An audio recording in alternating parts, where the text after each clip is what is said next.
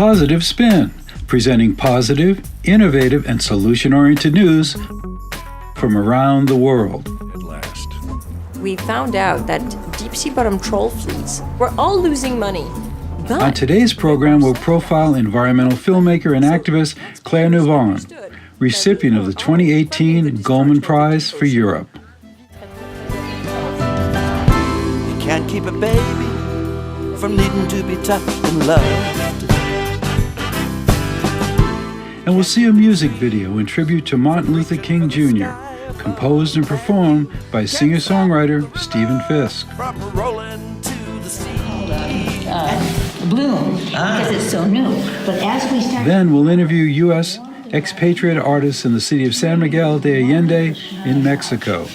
Wow. And the older it Opalescence almost. Yes. Humanity. Is that there's peace in the world. I mean, Finally, maybe that's we hear a goal. personal messages of peace from actors Michael Nouri and Bobbi Eakes. So that's what I'm... Claire Nouvian is a tireless defender of the world's oceans. She's also a recipient of the 2018 Goldman Environmental Prize. She led a coalition that successfully pressured a supermarket giant and fleet owner to change his fishing policies. Claire's coalition then gained French support for a ban on deep-sea bottom trawling that led to a European Union-wide ban. In 2001, environmental filmmaker Claire Nouvian got a glimpse of a world she had never imagined. that was a life-changing experience. And I thought, I have to share this wonder with everyone. Everyone has to know that this lives on our planet. The deep ocean, with an average depth of almost 2.5 miles, is the largest habitat on Earth. It's also home to some of the oldest living creatures on the planet. But this fragile environment is being devastated by an industrial fishing practice known as deep-sea bottom trawling. It's basically a bulldozer, so it destroys absolutely everything. The trawlers in the North Atlantic were targeting just 3 species of fish for the consumer market. There are 100 other species which are going to be thrown back dead at sea. It makes absolutely no sense. With her NGO Bloom, Claire began a campaign to protect the deep ocean. You need education, you need awareness, but then you need to make sure that there is a bridge to the real policy world. In 2012, Claire saw a chance to make real change. The European Union had proposed legislation to ban deep-sea bottom trawling. This was a great opportunity to join forces with other NGOs and to push really hard for a deep-sea bottom trawl ban. We are working towards the protection of the deep ocean from destructive fishing practices. France was initially opposed to the proposal because the French fleet was the largest of the deep-sea fleets within the European Union. These are industrial ships that have political reach, so they were blocking the whole legislative, evolution of Europe on this specific issue. The French fleet was primarily owned by supermarket giant Intermarché. Their ships were hauling up over 6 million pounds of fish from the deep sea every year. Intermarché was an easy target because they were well known. They were also the biggest fisher in the deep sea. Claire launched an all-out assault against the supermarket chain. First, she waged and won a legal battle against Intermarché for false advertising about their sustainable fishing practices. Then she ranked supermarkets according to their commitment to sustainable fishing. Intermarché came in dead last.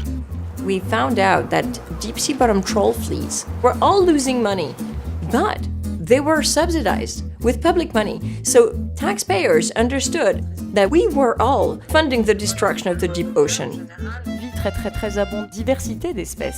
In an effort to publicize this information, Claire and a popular French cartoonist collaborated on a comic strip explaining the true environmental and economic cost of bottom trawling.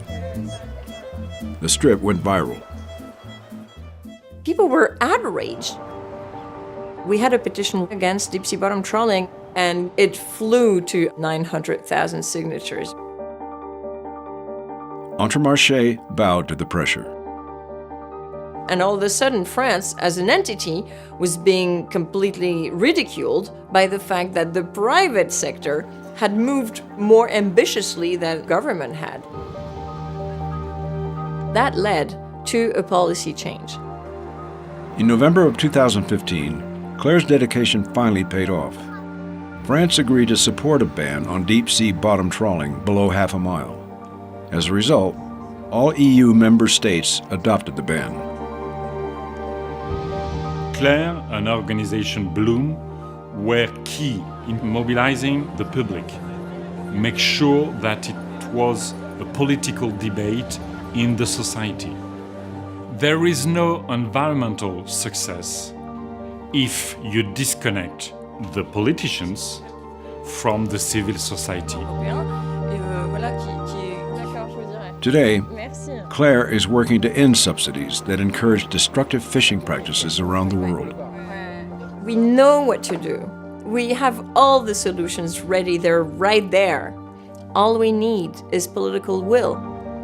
For outstanding environmental achievement in Europe, the 2018 Goldman Environmental Prize is awarded to Claire Nouvian, Paris, France. In tribute to Dr. Martin Luther King, the Jerusalem Prayer Project has produced a special music video entitled We Carry the Dream. The music was composed and performed by singer-songwriter Stephen Fisk, with the video produced by Stephen Fisk and film director Robert Corsini.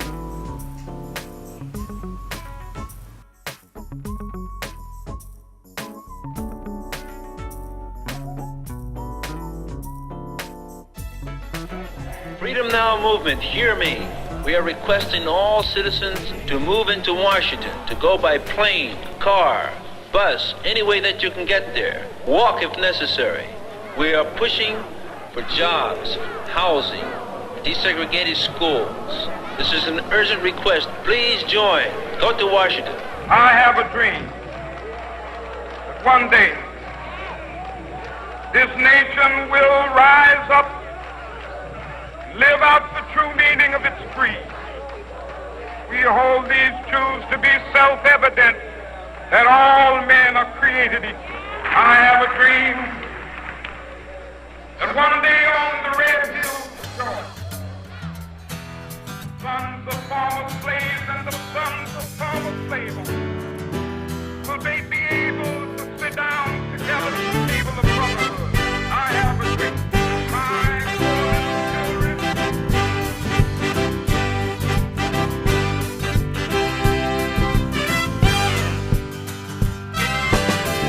One fine summer day, 1963, the great march for civil rights took on Washington, D.C.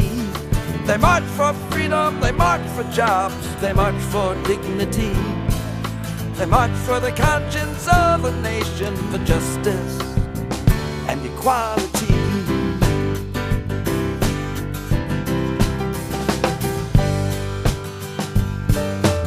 250,000 gathered there in Washington that day. Hear the Reverend Dr. King lift his voice and say, I have a dream, and we witnessed history. Now it's up to all of us to carry the legacy.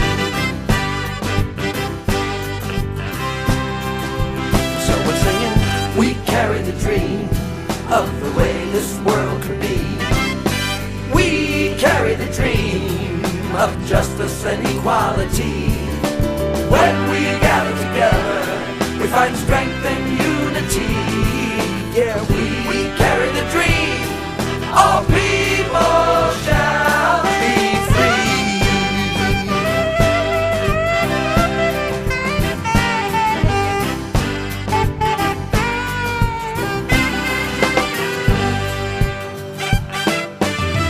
From the streets of Birmingham to that Nobel Prize he won, Reverend King let freedom ring, shines its light for everyone. Now people anywhere who've been denied their rights find vision, strength, and inspiration to carry on the fight. So we're singing, we carry the dream of the way this world could be. We carry the dream of justice and equality. When we gather together, we find strength and unity.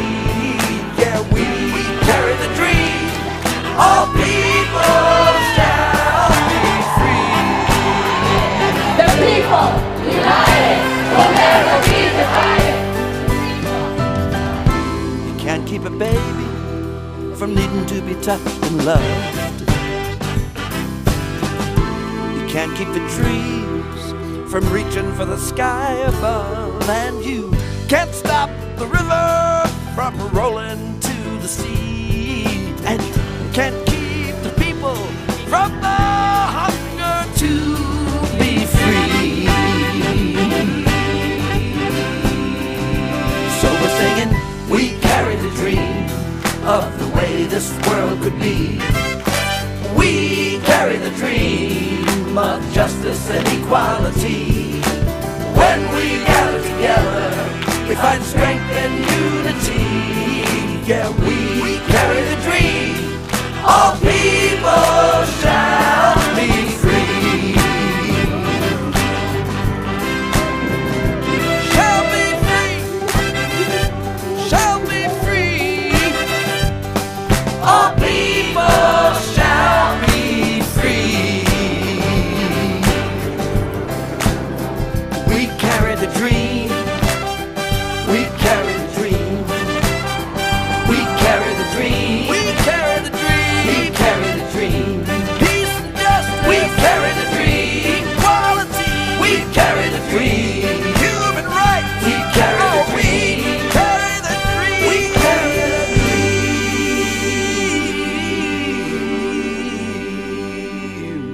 I have a dream. My 4 little children will one day live in a nation where they will not be judged by the color of their skin, but by the content of their character. I have a dream today.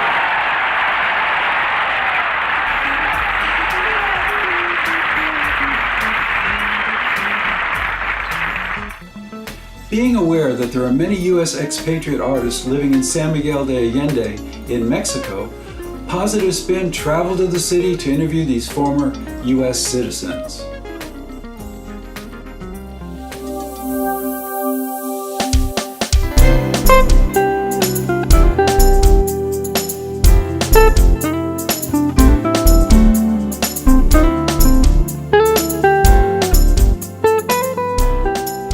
During Positive Spin's recent trip to San Miguel de Allende in Mexico, we met a number of artists who are expatriates from the United States. They have been drawn to this beautiful historic city to create their art and in many cases to escape the political chaos and present uncertainty in the U.S. political system.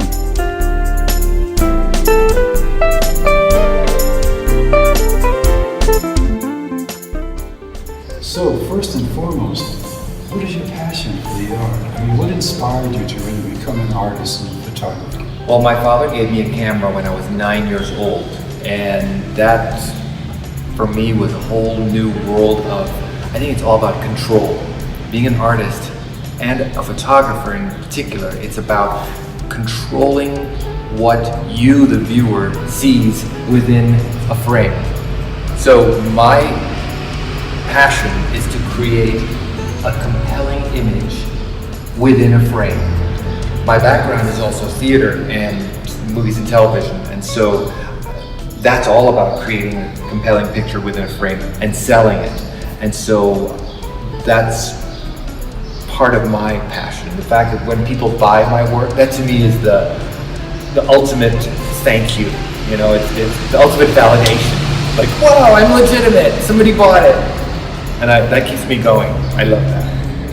Wonderful. So now, this is a very well-known street called Aldama in San Miguel, and it is very popular. It's one of the most beautiful streets in San Miguel. When you visit this town, you will definitely at some time walk down this street. However, it's full of people. There's tons of people. There's usually a lady here selling flowers. There's another lady here selling little like donkeys made of wood. There's a guy with a burro pulling with a big sword. And somebody's always doing a selfie and sort of thing. I was walking by one day, and this day happened to be Mexican Independence Day. That's why the flags are out, because they are not usually out. On that day, they are out. And everyone was in the main square, because that's where they have the big celebration. And for 5 seconds, not minutes, seconds, there was nobody on the street. And the lighting, the sun was just about to, start sunset, so everything red really popped and glowed. And I just happened to have my camera. I was not out on a shoot per se, just walking with my camera, which I try to keep. Well, it seems to be everywhere, I think, over here. Yes, this magazine is called Gentry Destinations Magazine. It's in San Francisco in the Bay Area. And they just did a huge story on San Miguel. I did the cover and I did the interior article, which is wonderful. And lots of pictures of San Miguel. It is the most popular destination in Mexico and is becoming one of the most popular destinations in the world. Right. Condé Nast many times has made it or titled it the #1 city in the world to visit. So if you're thinking of your next vacation, I highly recommend San Miguel de Allende in central Mexico. It's old Mexico at its finest. And while you're here, por favor, visítame at Ted Davis Galleria.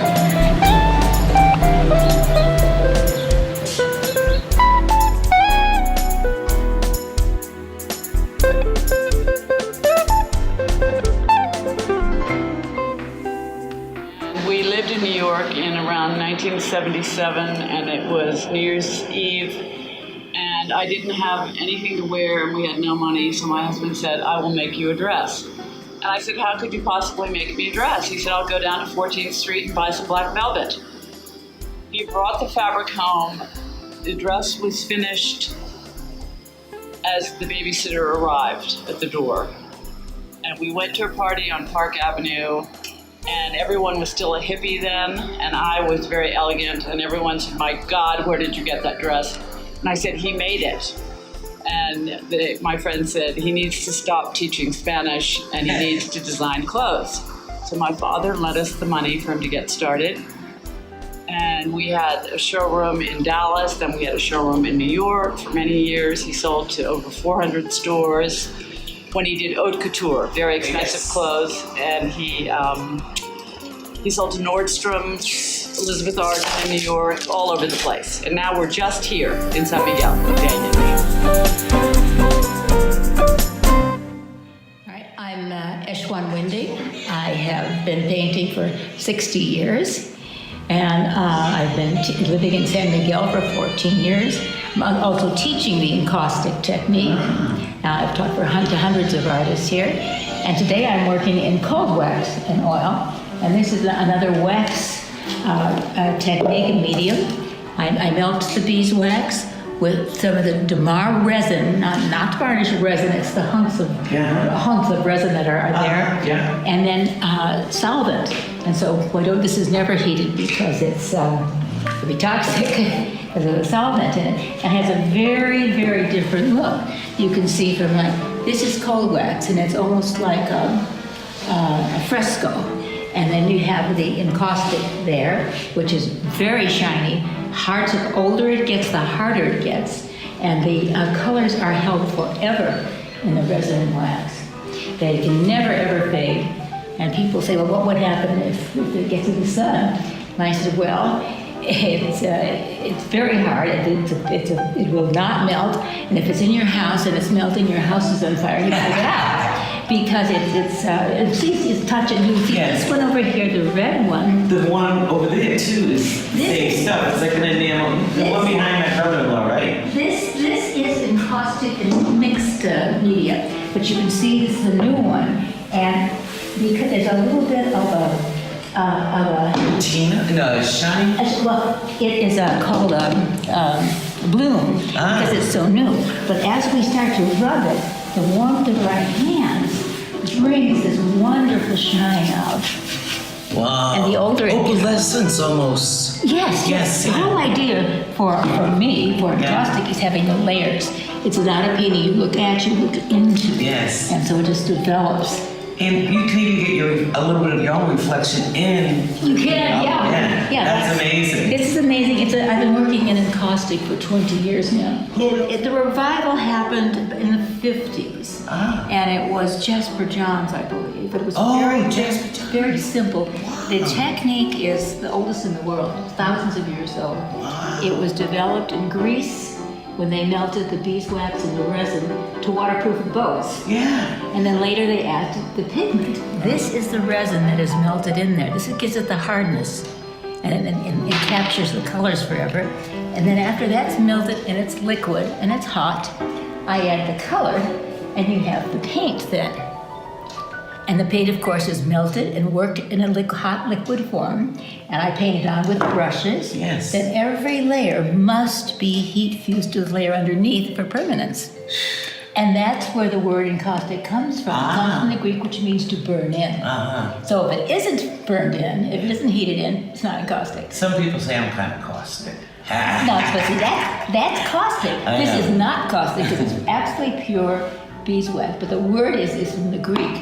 And people think, okay, it's caustic, it's dangerous. Well, you do need ventilation, that's why I don't do it in here. But no, it's not. It's absolutely pure. And there's no way else you could get it. Hi, my name is Michael Tollison. I'm an autistic savant artist. I now live in San Miguel. I have a name that is known for being an autistic savant. These are my paintings. I complete them in 2 to 3 hours. That is my gift as a savant. I only have a career of about 6 years, and I have about 1,000 paintings that I've created. My message to the world has been that if you have autism, it can be a gift. And I use my gift to inspire children. I use my gift to inspire families. The thought is that autism is a very debilitating condition, but for me, it allows me to create, and I create paintings, as I said, within minutes. I have been on stage, I have been in the public side for many years now, so within that 6 years. 3 years ago, I was on the Nokia stage with Ed Asner, Joe Mantegna from Criminal Minds. I was on with Temple Grandin, James Durbin from American Idol. I created a 3-foot by 4-foot horse painting in only 10 minutes, and that's my gift through the autism. Presently, I live in Mexico. It is a very free, wonderful community. It's very accepting, it's very inclusive, and for me, it allows me to be the artist I've always wanted to be. And I've been able to develop my style and my subject matter into things that are more in keeping with the colors of Mexico and the emotions of Mexico. I paint emotions, and it's very important for me to be able to capture the feelings of what this community is and how I feel living here.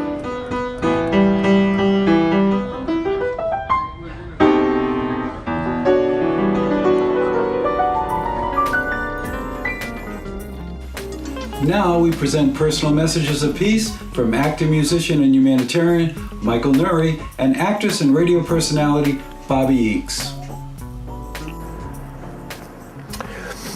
Hi, I'm Michael Nouri, and I've been asked to say a couple of words about what peace means to me.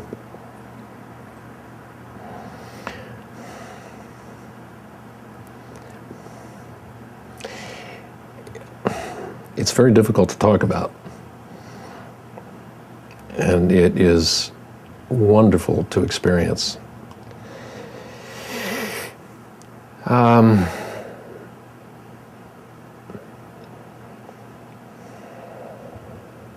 There's something so still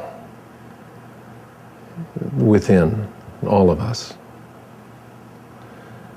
that when I am connected to that still place within myself, I feel connected to everything. It takes me out of competition. It takes me out of better than.